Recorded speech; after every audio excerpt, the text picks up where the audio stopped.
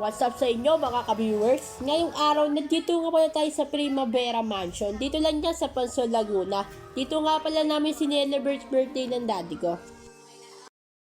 Ito nga pala Facebook page nila.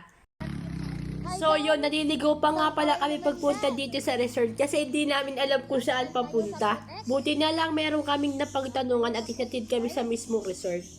Meanwhile, So yun guys, nakarating na kami dito sa resort. Grabe guys, ang ganda dito kasi ang ganda ng view niya. Tapos makikita mo yung Mount Bakiling. Kasi paakyat kasi itong swimming pool na to, papunta siyang bundok. Kaya ang ganda ng view niya. Tapos meron nga pa sila ditong 4 na swimming pool. Dalawa sa pangmatanda, tsaka dalawa sa pangbata. Yung isa nga pala swimming pool ng pangbata, merong slide. So yun guys, ito nga pala ang ng daddy ko. Meron tayong kaldereta, menudo, embutido, tas marami pang iba.